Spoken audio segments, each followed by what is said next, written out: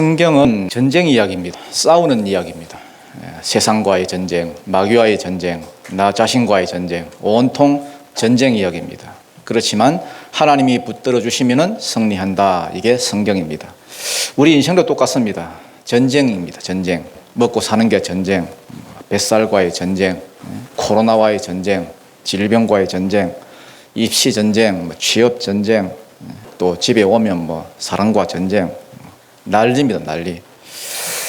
그럴 때마다 느끼는 게 이 세상에 참 쉬운 일이 없구나, 이런 걸 느낍니다.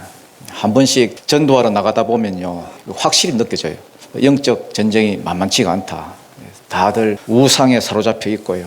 배운 사람은 배운 사람대로 자기 사상에 꽉 잡혀 있고, 못 배운 사람은 못 배운 사람대로 자기 경험, 자기 고집이 잡혀 있고, 마음이 강팍해져 있고, 이단에 또 빠져 있는 사람도 있고, 영적 여리고성들이 너무나 많습니다. 그래서 이 견고한 진들을 어떻게 해야 이 무너뜨릴 수 있나 하고 답답해 하는 때가 많습니다. 그러나 세상만 바라보면은 답이 없지만은 하나님 말씀 믿고 하나님 약속 믿고 나가다 보면은 반드시 승리한다. 이게 오늘 본문이 말하는 내용입니다. 이스라엘 보십시오, 여러분. 하나님 주신 이 약속의 땅이 있는데, 젖과 꿀이 흐르는 땅에 지금 들어가야 되는데, 지금 이 광야 생활도 다 끝났고 이 요단도 다 건넜습니다. 다 건넜고 지금 들어가야 하는 이 마당에 지금 여리고성이 지금 앞을 가로막고 있는 거예요. 1절을 보면, 우리 1절 한번 읽어볼까요? 1절 시작. 이스라엘 자손들로 말미암아 여리고는 굳게 닫혔고 출입하는 자가 없더라. 굳게 닫혔다. 왜 여리고성이 굳게 닫혀 있느냐 하면은 이스라엘이 공격이 올까봐 두려워가지고 지금 문을 안 여는 거예요. 안 그래도 지금 이스라엘에 대한 그 소문을 듣고는 간담이 지금 전부 녹고 있는데, 이 요단을 마른 땅으로 지금 걷는 그 소식을 지금 또 받고, 거기다가 저거 앞마당까지 와가지고 이러면 6월절 잔치 벌리고 또 할례 행하고 하니까 이게 뭔가 싶어가지고 심리적으로 너무너무 두려운 거예요. 그래서 문을 딱 걸어 잠그고는 나와야 싸우든지 할 텐데 나오질 않으니까 여리고는 굳게 닫혔고 출입하는 자가 없더라. 왜 이런 행동을 하느냐 하면은 믿는 구석이 있는 거예요. 믿는 구석이. 그 당시 여리고성이 얼마나 견고한 성인지는 여러분 고고학자들이 지금 발굴해 놓은 걸 보면 잘 알 수가 있죠. 성벽 두께가 여러분 4m, 4m. 그 위로 마차가 지나갈 그런 정도입니다. 그런데 이게 이중으로 되어 있습니다. 하나가 뚫려도 하나가 더 있습니다, 여러분. 그리고 그 높이가 여러분 9m에서 10m 정도, 한 3층 높이가 더 넘지요. 그러니까 이건 난공불락입니다. 철옹성입니다. 그리고 그 안에는 여러분 샘물도 있고요, 또 먹을 것도 있고, 신명기 34장에 보면은 여리고가 종려나무의 성읍이라 되어 있습니다. 종려나무가 굉장히 많았습니다. 종려나무는 팜추리잖아요. 팜추리. 대추야자나무. 대추야자나무 여러분 보신 적 있죠? 이게 여러분 칼로리가 굉장히 많아가지고 이걸 여러분 따서 이걸 말려가지고 딱 재놓고 먹으면은 이건 여러분 얼마든지 여러분 그 안에서 몇 달이든 몇 년이든 버틸 수 있는 게 여리고입니다. 그러니까 성문 딱 걸어 잠가 놓고 버티자. 이스라엘이 지칠 때까지 기다리자. 이게 여리고 사람들의 작전이었습니다. 굳게 닫혔더라.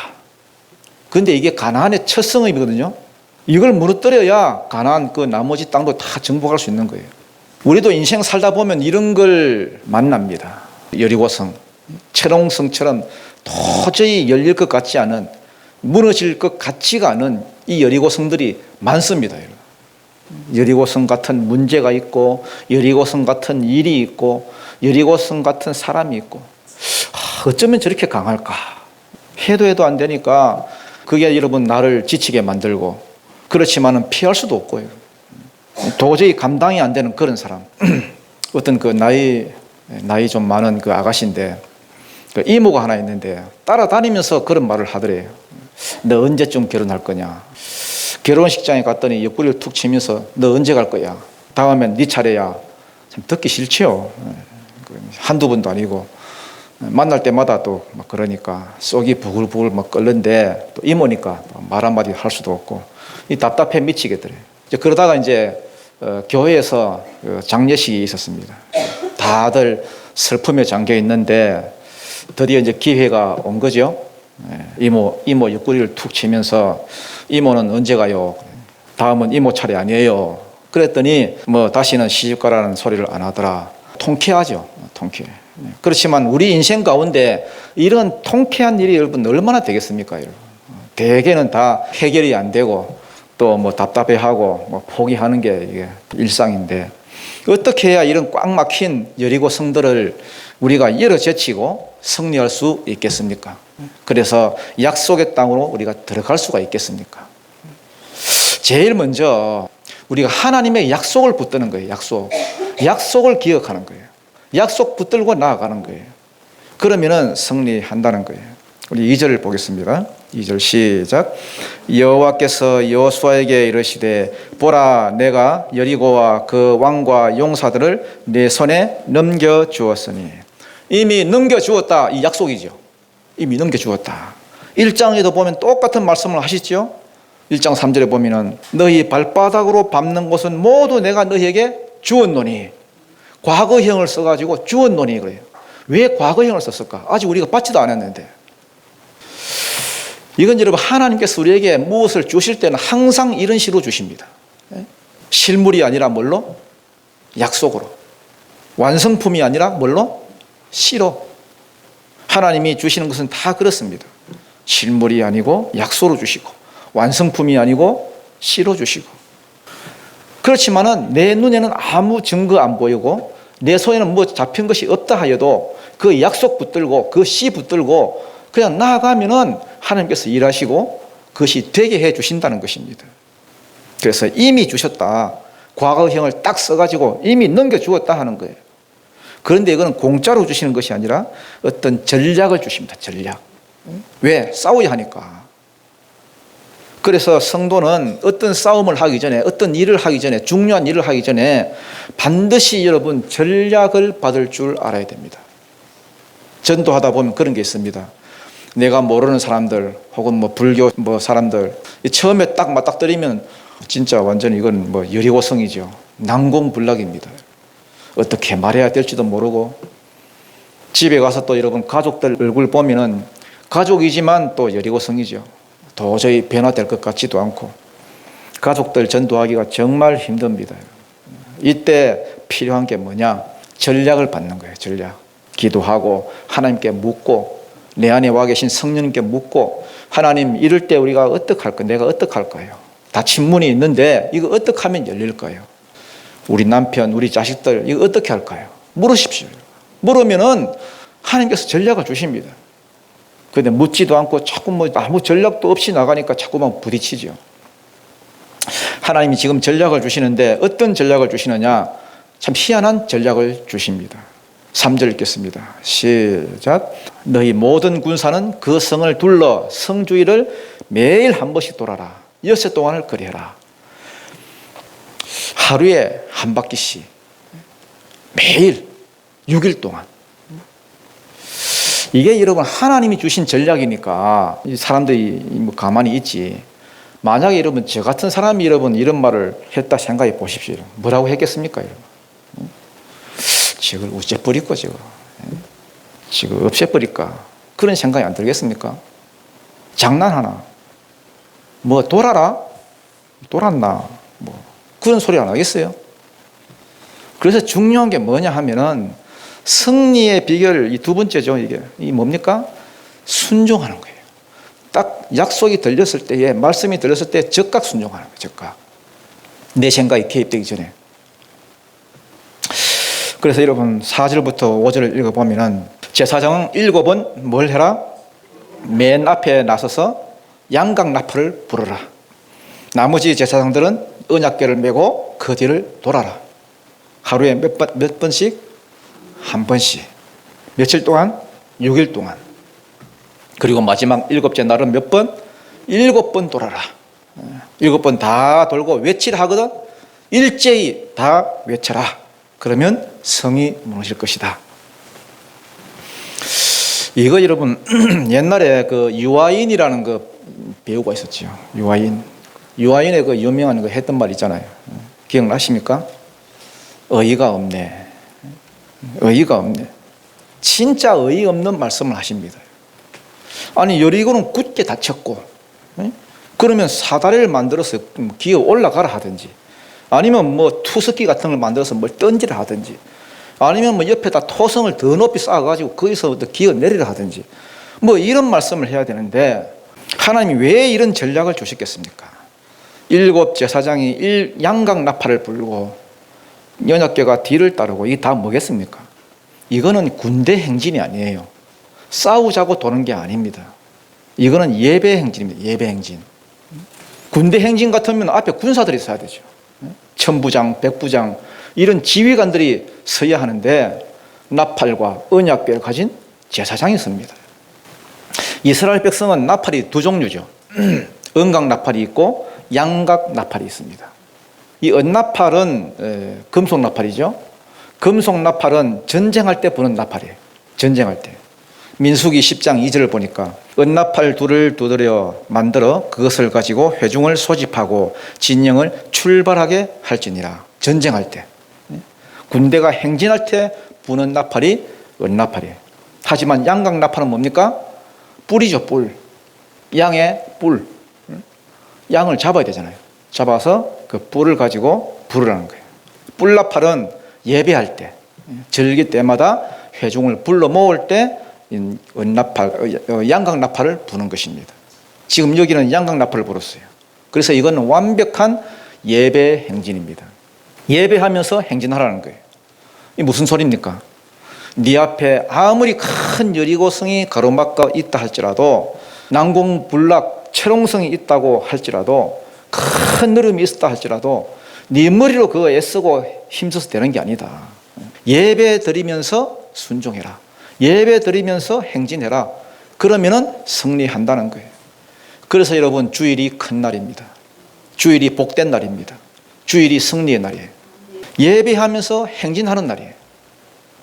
지금도 우리 앞에 막혀있는 이 문들 어떻게 푸느냐?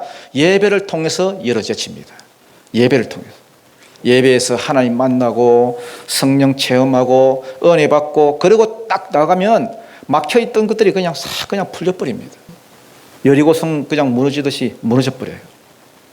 지금도 여러분 어려움 당하고 자꾸만 뭐가 막히고 안 되고 하는 사람들을 보면은 예배가 안 되는 거예요. 예배가. 마귀가 방해를 해가지고 예배를 못 나오게 만들고요. 나오려고 하면 꼭 무슨 일이 생기고 뭐 못 나올 일이 생기고 자꾸만 여러분 끌려다녀. 예배가 막혀버리니까 인생에 막혀버리는 거죠. 역대하 20장에도 보면은 여호사밧이 모압과 그 암몬의 그 연합군과 전쟁을 벌이잖아요. 이 상황만 놓고 보면은 이 완전히 열세입니다. 이건 이길 수가 없는 전쟁이에요. 그래서 두려워 떱니다. 그러다가 하나님께 기도하는데 전략을 주시죠. 전략을 주셔요. 어떤 전략을 주시느냐? 맨 앞에다가 찬양하는 자들, 성가대를 탁 세우고 그 다음에 그 뒤를 군대가 따르도록 합니다. 이때도 예배입니다. 예배. 그럴 때에 20장 22절을 보니까 그 노래와 찬송이 시작될 때 그랬어요. 시작될 때 여호와의 복병이 와가지고 싹 썰어버렸습니다. 그래서 대승리를 거두었다. 그래서 여러분 이렇게 생각하십시오. 뭐가 막히면요, 뭐가 막히면은 이거는 예배하라는 모양이다. 그래서 여리고성 같은 게 가로막고 있으면은 무조건 예배예요. 예배로 열어 제쳐야 됩니다. 하나님의 전략은 늘 이런 식이에요. 말도 안 되는 어떤 전략을 주셔놓고는, 예를 들어서 홍해를 건널 때도 앞에는 바다, 뒤에는 애국 군대가 따라오고, 그런데 모세보고 지팡이를 들고 내밀어라. 그러면 열린다는 거예요. 그 다음에 뭐 마라에 와가지고 물이 썸물을 만났을 때도 나뭇가지 가져다가 그거 던져라. 그러면 달아질 것이다. 반석에서 물을 낼 때도 반석을 향해서 명령해라. 그러면 물 나온다. 요단을 건널 때도 마찬가지고, 언약궤를 메고 먼저 첫 발을 내디뎌라. 그러면 길이 열릴 것이다. 진짜 말도 안 되는 말씀을 주시고는 그 말씀에 순종하는지 그 약속을 내 걸로 붙드는지 그것을 보시고 하나님께서 일을 하십니다. 순종할 때 역사가 일어나요. 하늘이 땅보다 높음 같이 내 말대로 하면은 역사가 일어난다. 그거 가르쳐 주려고 이런 말도 안 되는 전략을 주시는 거예요. 여러분, 출애굽 그 초창기 같았으면은 이스라엘이 순종 안 했을 거예요. 뭐 이런 전략을, 그러면서 토를 달고 여러분 불순종하고 불평하고 이랬을 건데 진짜 많이 달려졌지요. 많이 달려졌습니다. 광야 40년 길에 완전히 변했습니다. 그대로 순종합니다. 여러분에도 이런 은혜가 있기를 축복합니다. 10절은 추가 명령이죠. 추가 명령. 무슨 명령이라고요? 추가 명령, 추가 전략. 뭘 하지 말라는 게 나와요. 3번이나 뭘 하지 말라, 뭘 하지 말라, 뭘 하지 말라 나와요. 10절 한번 읽어보겠습니다. 시작. 여호수아가 백성에게 명령하여 이르되 너희는 외치지 말며 너희 음성을 들리게 하지 말며 너희 입에서 아무 말도 내지 말라. 그리하다가 너희가 너희에게 명령하여 외치려 하는 날에 외칠지니라 하고. 자, 첫째는 뭐 하지 말라? 외치지 말라. 둘째는 아무 음성도 들리게 하지 마라. 셋째는 너희 입에서 아무 말도 내지 말라. 다 보면 똑같은 말이죠. 뭐 하지 말란 말입니까? 입에다가 오버라꾸 치라는 거예요. 오버라꾸. 돌기는 도는데 추가 명령으로 뭐 하지 마라? 절대 입 밖으로 무엇을 내지 마라. 오버라꾸 드르륵 치라는 거예요. 왜 말을 하지 말라 했을까요? 여러분 어떤 곳에 가도 국제적으로 이 뼈다귀들이 있거든요. 삐딱한 사람들이 있어요. 어느 단체든지 삐딱한 사람들이 있어서 삐딱한 소리 한다니까요. 아니 저거 왜 우리가 도냐? 돈다고 무너지나? 도는데 저들이 나와서 화를 쏘아대면 어떻게 하냐? 자꾸만 여러분 이렇게 말을 하는 사람들이 있어요. 여러분 말에는 힘이 있습니다. 힘. 하나님도 말씀 하나로 천지를 창조하셨듯이 우리 인간도 여러분 하나님의 형상으로 지음받았잖아요. 우리가 무슨 말을 하면 힘이 있어요. 말에는 창조력이 있습니다. 말을 하면은 말대로 됩니다. 말이 씨가 된다 하잖아요. 10명의 그 정탐꾼들이 부정적인 그런 보고를 해가지고 전체 60만 그 이스라엘을 다 여러분 애굽으로 다 돌려버렸습니다. 지금도 여러분 어떤 사람이 큰 일을 앞두고 자꾸만 여러분 뭐 이렇게 막 떠들고 일하면요, 벌써 우리는 감이 오죠. 저거 열매가 없겠는데, 이 파토 나겠는데. 그렇지만 분명히 큰 일을 앞에 두고 있어요. 분명히 큰 일을 앞에 두고 있는데도 불구하고 한 말도 안 해. 말도 안 하고 그냥 조용히 와서 기도하고 있으면은 또 우리는 감이 오죠. 뭔가 큰 일이 벌어지겠군. 역사가 벌어지겠군. 그래서 하나님이 지금까지 이 훈련을 시킨 거예요. 광야 40년 동안. 이 가나안 들어가는 이 큰 일을 위해서 훈련을 시킨 거예요. 부정적인 사람들 말 듣지 말고 하나님 말씀에만 기울여라. 불평하고 원망하다가 광야에서 다 죽어간 광야 1세대들 그거 본받지 말고 약속만 붙들고 이 땅을 쟁취하라. 아무 소리 하지 말고 돌아라는 거예요. 이 광야 2세대들 이런 훈련이 딱 돼 있으니까 아무 말하고 돌잖아요. 아무 말 없이.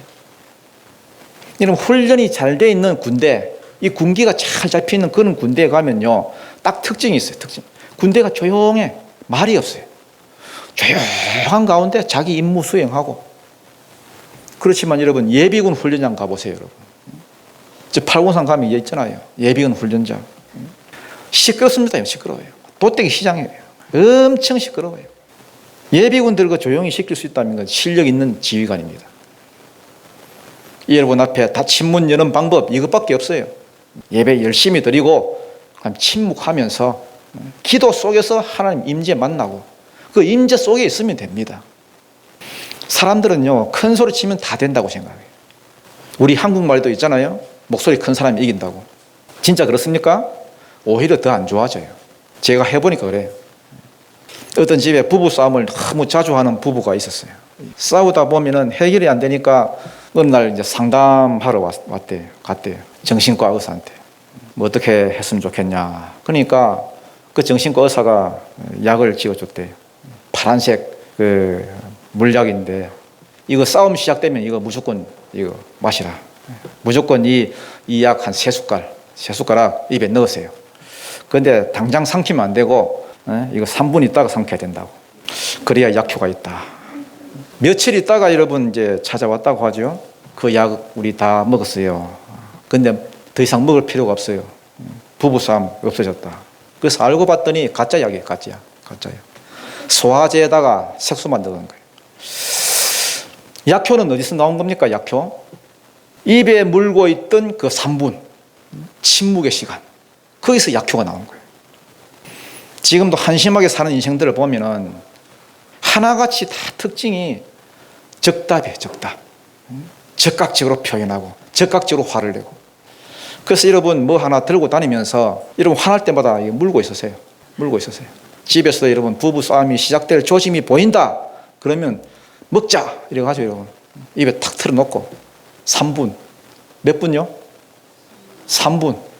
3분이 모든 게 다 해결합니다. 여러분. 만약에 여러분 침묵하라 안 그랬으면 어떤 일이 벌어지겠습니까? 이스라엘 백성들 원래 민족성이 말이 많은 민족이에요. 광야에서 여러분 말하다가 다 죽은 거예요. 말하다가. 걸핏하면 불평하고 원망하고 말이 많아가지고 가나안 땅에 들어간 사람이 아무도 없었습니다.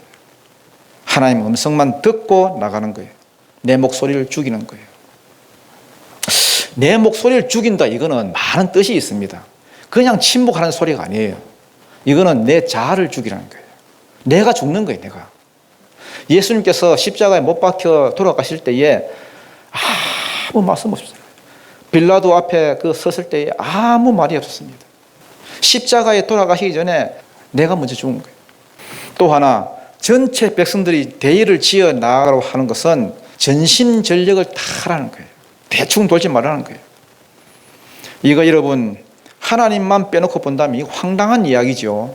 하나님 약속만 빼놓고 본다면 이미 너희가 죽은 놈이 그 약속을 붙들고 나아가니까 이런 황당한 이야기가 이러면 성취가 되잖아요. 그래서 약속 붙들어야 거기서 순종 나오고 또 헌신도 나오고 거기서 승리도 나오는 거예요. 11절 여호와의 괴가 그 성을 한번 돌게 하고 그들이 진영으로 돌아와서 진영에서 자니라. 전쟁을 앞에 두고 있는데도 지금 잠이 오잖아요. 자잖아요. 지금. 이게 무슨 이런 전쟁이 다 있습니까? 온 세계사를 다 여러분 훑어봐도 이런 전쟁은 없어요. 이걸 며칠 동안 이렇게 했다는 겁니까? 6일 동안. 이게 여러분 쉬웠겠습니까? 어렵겠습니까? 네? 어떤 사람에게는 쉽고 어떤 사람에게는 어렵습니다. 하나님을 향한 신뢰가 있는 사람, 그런 사람에게는 이게 엄청 쉬운 방법입니다. 그런데 하나님을 향한 신뢰가 없는 사람에게는 엄청 어려운 일입니다. 더 어려운 사람이 있습니다. 하나님을 향한 신뢰도 없고 믿음도 없는 데다가 자기 똑똑이들, 서울대 나온 이런 것들 완전 돌아버립니다. 야, 이 돌겠네 이거. 미칩니다. 그러니까 여러분 예수 믿기가 제일 힘든 사람이 이건 자기 똑똑이들이에요. 그런데 그게 승리의 비결이라는 거예요. 앞으로 방법만 달랐지 뭐 앞으로 여러분 기본 전쟁 때도 마찬가지고 남방왕 칠 때도 마찬가지고 북방왕 칠 때도 마찬가지고 다 이런 똑같은 방법을 하나님께서는 요구하십니다. 상식적으로 말도 안 되는 음성을 주시고 약속을 주시고 거기에 순종했더니 하나님께서 역사하셔서 이기는 전쟁. 그러니까 이게 여러분 하나님을 향한 신뢰가 바탕이 안 되고는 이 시간들이 고통의 시간인 거예요. 참 고통의 시간들입니다. 왜? 안 믿으니까. 자기 생각하고 안 맞으니까. 자기 계획하고 안 맞으니까. 자기 경험하고 안 맞으니까. 이 고통이지요. 그런데 이 광야 이 시대들 하나님하고 지금 뭔가 쌓인 게 있으니까 뭔가 신뢰가 쌓여 있으니까 그냥 뭐 묵묵히 도는 거예요. 이렇게 쉬운 방법이 없습니다. 15절 16절 한번 읽어보겠습니다. 시작. 일곱째 날 새벽에 그들이 일찍이 일어나서 전과 같은 방법으로 그 성을 7번 도니 그 성을 7번 돌기는 그날뿐이었더라. 7번째에 제사장들이 나팔을 불 때에 여호수아가 백성에게 이르되 외치라 여호와께서 너희에게 이 성을 주셨느니라. 자, 마지막 날은 7번 돌아야 하니까 더 일찍 일어났겠지요. 그리고 돌았습니다. 그리고 모든 백성이 일제히 함성을 질렀습니다. 이거는 승리의 함성입니다. 승리의 함성. 왜냐하면 이미 여호와께서 이 성을 너희에게 주셨다 했기 때문에 이건 여러분 아직 뭐 무너질 기미가 없지만은 아직도 난공불락 철옹성 그대로지만은 이거는 승리의 함성이에요. 됐다 하고 순종해서 돌아라 해서 돌았고 외치라 해서 외쳤더니 무너졌어요. 뭐 비웃었겠지요. 옆에서 여리고 사람들 나와가지고 야 너희들 뭐하냐 뭐 조롱했겠지요. 쟤들 뭐하는 거야. 노아가 그랬지요. 방주 만들 때에 막 자기 사위들도 비웃고요. 조롱하고 한심하다 그러고 저 영감 뭐 돌았나 그러고 주의 일 하다 보면 그런 무모한 시간들이 있어요. 비웃고 조롱받고 그렇지만 그러한 무모한 시간들을 보내야 됩니다. 나아만 장군도 그랬죠. 엘리야가 여러분 요단강 가서 7번 그 목욕하라 그러니까 비웃고 뭐 미련하다 그러고 여러분 전부 다 조롱하고 전도가 그런 거 아닙니까? 전도. 고린도전서 1장 21절 보니까 하나님께서 전도에 미련한 것으로 믿는 자들을 구원하기를 기뻐하셨다. 전도가 뭡니까? 미련함이에요. 미련함. 똑똑한 사람들 그렇죠. 전도 이거 해가지고 뭐 듣겠나. 전도는 미련함입니다. 미련함. 전도하는 사람들은 이렇게 미련하다는 소리를 들어야 전도가 됩니다. 히딩크 감독도 뭐 옛날에 그랬잖아요. 별명이 5대0 감독인데 5대0. 연습할 때 여러분 2번씩이나 5대0으로 졌어요. 그래서 별명이 5대0이었어요. 근데 이 월드컵에 나가서 4강까지 했잖아요. 무슨 뜻입니까? 비웃음과 조롱을 통과해야 역사가 일어난다는 거예요. 항상 역사는 비웃음과 조롱 뒤에 일어납니다. 뭔가 역사가 벌어지는 현상에는 어리석은 사람의 이 비웃음과 조롱이 반드시 있습니다. 그걸 통과해야 됩니다. 하나님께서 금방 안 주셔요. 인내와 연단을 통해서 조롱과 비웃음 그걸 통과함을 통해서 주십니다. 그래서 우리는 묵묵히 따라가는 거예요. 묵묵히. 자, 그 다음에 추가 명령이 또 떨어졌습니다. 17절입니다. 17절. 시작. 이 성과 그 가운데에 있는 모든 것은 여호와께 온전히 바치되 기생 라합과 그 집에 동거하는 자는 모두 살려주라. 이는 우리가 보낸 사자들을 그가 숨겨. 추가 명령이 뭡니까? 이 성과 그 가운데 있는 모든 것은 여호와께 온전히 바치되. 이 바치란 말이 헤렘. 헤렘은 두 가지 뜻이 있죠. 하나는 바치란 뜻이 있고 하나는 진멸하라 이런 뜻이 있습니다. 진멸하라. 이 두 가지를 동시에 다 보셔야 됩니다. 첫째, 짐승이나 금이나 뭐 동철 이런 물건들은 다 여호와께 뭐하고 다 바치고, 그 다음 사람들은 다 뭐해라? 진멸해라, 죽이라. 이 두 가지가 다 헤렘에 속합니다. 바치는 것도 헤렘이고 진멸하는 것도 헤렘이고. 조건 전부 다 하나도 남김없이 다 바치고 다 진멸해라. 그럼 물건들은 왜 바치라 그러느냐? 여리고는 가나안의 첫 성읍이에요. 첫 성읍. 요즘으로 치면 11조 개념이죠. 11조는 10분의 1이라는 개념도 있지만은 첫 것을 드린다 이런 뜻이에요. 첫 것을. 땅의 첫 소산물을 바치라. 8장에 읽어보면은 아이성부터는 이런 뭐 네가 취한 것을 너희들이 가지라 했습니다. 너희들 가지라. 하나님은 은금 폐물이 필요 없는 분입니다. 은도 내 것이요 금도 내 것인데 뭐가 필요하겠습니까? 무에서 유를 만들 수 있는 분인데. 그런데 왜 이걸 헤렘을 써서 바치라 하느냐? 사람은 여러분 죄가 찼기 때문에 심판을 해버리고 물건들은 바치라. 왜 그렇게 했느냐? 첫 성읍이기 때문에. 첫 것은 바치라고 하는 헤렘이기 때문에 이것을 어기면은 네가 바쳐질 줄 알아라. 지금 그 소리잖아요. 네가 헤렘이 될 줄 알아라. 그래서 11조는 의무사항이고요. 그 다음에 감사한금 이거는 선택입니다. 받은 데 감사해서 드리는 거예요. 레위기서 1절에 보면 5대 제사가 나오죠. 5대 제사. 이렇게 되어 있습니다. 네가 드리려거든 이렇게 되어 있어요. 번제를 드리려거든 드려라. 그 다음에 소제를 드리려거든 드려라. 화목제 드리려거든 드려라. 이건 선택사항입니다. 그러나 반드시 바쳐야 될 게 있어요. 속죄제, 그 다음에 속건제. 이 반드시 드려야 됩니다. 의무사항이에요. 안 그러면 네가 대신 드려진다. 네가 헤렘이 된다. 그 다음 또 사람들은 왜 다 진멸하라 하느냐? 사람들은 이미 아브라함이 하신 약속의 말씀이 있었죠. 가나안 땅, 그때는 죄가 가득 차지 않았기 때문에 그때는 너희들 줄 수 없고, 너희들이 400년 만에 돌아오면은 그때는 가나안 땅에 죄악이 꽉 차 있을 것이기 때문에 그때는 너희들에게 이 땅을 주겠다. 다 쫓아내고. 그러니까 여러분 이거는 심판으로서 행하는 거예요. 그것이 헤렘입니다. 사울왕 보십시오. 하나님이 분명히 진멸하라 하셨는데 다 진멸하고 하셨지만 불순종하고 진멸 안 했잖아요. 그것 때문에 사울 왕이 지가 대신 진멸당하고 지가 대신 해림당했잖아요. 왜냐? 사울은 하나님의 심판의 도구로서 자기가 심판한 거기 때문에 하나님이 진멸하라고 했으면 진멸해야 됩니다. 자, 그런데 여기 예외가 있죠. 다 죽이는 말하라. 살려야 할 자들이 있다. 그게 누굽니까? 17절이죠. 이 성과 그 가운데 있는 모든 것은 여호와께 온전히 바치되, 그러면 다 죽여야 되잖아요. 그런데 기생 라합과 그 집에 동거하는 자는 모두 다 살려주라. 이는 우리가 보낸 사자들을 그가 숨겨 주었습니다. 그래서 유일하게 죽어야 할 몸이 안 죽고 살아난 것은 기생 라합뿐이고 그 가족들 뿐입니다. 여러분, 오늘 우리도 이방인이고, 여러분, 하나님이 장차 이 세상을 심판할 것입니다. 유대인이든 이방인이든 믿음 안에 서 있는 자는 다 살아날 것입니다. 19절 20절 시작. 은금과 동철 기구들은 다 여호와께 구별될 것이니 그것을 여호와의 곳간에 드릴지니라.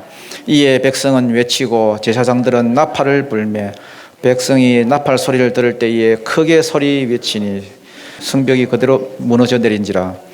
백성이 각기 앞으로 나아가 그 성에 들어가서 그 성을 점령하고. 내가 가가지고 여러분 정 가지고 막 쪼은 것도 아닌데 그냥 자기 스스로 그냥 무너졌습니다. 야 하고 승리 함성만 지르었을 뿐인데 다 무너졌어요. 21절 그 성 안에 있는 모든 것을 온전히 바치되 남녀노소와 소와 양과 나귀를 칼날로 멸하니라. 유일하게 안 무너진 집이 있다면 기생 라합의 집이죠. 22절부터 23절로 나와 있죠. 기생 라합의 집은 성벽 위에 집이 있거든요. 이중 성벽으로 된 성벽 위에 있었습니다. 그러면 여러분 상식적으로 생각해서 이게 여러분 쉬웠겠습니까? 기생 라합도 여러분 이렇게 구원받기가 정말 힘들었습니다. 왜냐하면은 옆에 다 무너지잖아요. 성벽이 쭉 있으면은 자기 집은 여기 있고, 그럼 저쪽에서부터 막 무너져 내려오는 거예요. 막 무너져 내려와요. 막 무너져 내리는데 보통 사람 같으면 그 집안에 있기가 쉬웠겠습니까? 어렵겠습니까? 다 나도 도망가고 싶지. 나도 내 생각, 내 어떤 지식 같으면은 나도 다른 사람들처럼 도망가야 되는데 아니다. 딱 하나님의 말씀만 믿고 이 안에 있으라 했다. 이 안에 줄 매달아 놓고 붉은 줄 매달아 놓고 있어야 했다. 그러니까 있는 거에 묵묵히 가족들 다 나가지 마라. 그러니까 이런 자를 하나님께서 책임져 주신다는 거예요. 오늘 이 말씀이 여러분의 말씀이 되기를 바랍니다. 환경 보지 말고 문제 보지 말고 약속 붙들고 나아가면은 하나님께서 그 책임져 주신다. 승리하게 해 주신다. 어떤 여리고성이 난관이 있을지라도 무너지고 승리한다는 겁니다. 오늘 이 말씀이 여러분의 말씀이 되기를 주님 이름으로 축복합니다.